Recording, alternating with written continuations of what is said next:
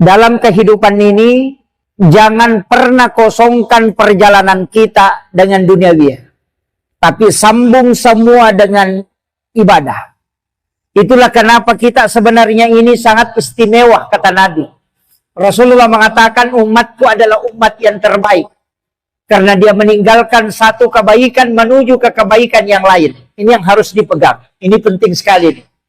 Inilah yang dalam tarekat Bugis disebut dengan sempajat tepetu, atau sholat yang tidak terputus. Kenapa? Karena pada hakikatnya kehidupan ini kita tidak boleh menyelingi dengan kehidupan duniawi, tapi mestinya kita selalu menyambung dari ibadah ke ibadah. Hujjatul Islam Imam Ghazali dalam kitab Ihya Ulumuddin itu sebenarnya menjelaskan bahwa dalam masalah ibadah kita mesti menyambung. Makanya sholat itu sebenarnya kalau dalam thariqah itu tidak ada penutupnya. Makanya salam dalam sholat itu tidak ditutup. Assalamualaikum warahmatullahi yang ke kanan itu tidak menutup sholat, tapi justru menyambung. Nanti assalamualaikum warahmatullahi ke kiri itu baru melepas. Karena ulama thariqah itu sering mengatakan sholat itu niatnya ada dua. Ada niat sholat, ada niat mau sholat. Kenapa dalam peristiwa Isra dan Mi'raj Allah itu cuma menyebut dua tempat, minal masjidil haram ilal masjidil aqsa.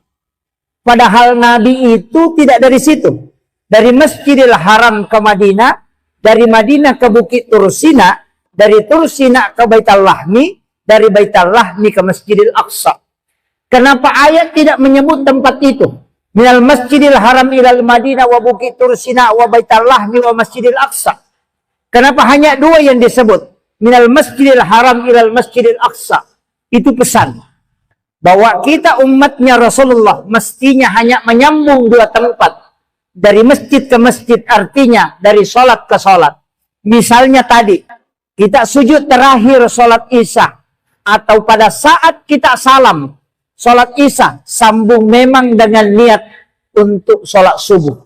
Ketika kita melakukan perjalanan, kemana saja, ataupun tidur, maka kita dihukumi menuju ke sholat. Ketika meninggal dalam perjalanan itu, maka dihukumi meninggal menuju ke sholat. Dan setiap langkah kita itu bernilai ibadah dan ampunan dosa. Itulah kenapa orang yang datang sholat subuh berjamaah, itu dihukumi sama kalau dia bangun satu malam penuh beribadah di hadapan Allah. Karena memang niatnya saat sholat isya, dia sudah ingin bangun untuk sholat subuh. Itulah orang yang tidurnya menjadi ibadah. Makannya menjadi ibadah, ke pasar itu menjadi ibadah. Kayak saya tadi misalnya, saya sholat duhur di Jakarta, di Cilincing. Saya di saat sujud terakhir, niatkan memang untuk sholat maghrib. Karena saya jamak sholat maghrib di Makassar. Ketika saya dalam penerbangan, tiba-tiba pesawat jatuh, kemudian saya meninggal. Allah itu tanya malaikat ini cuma satu.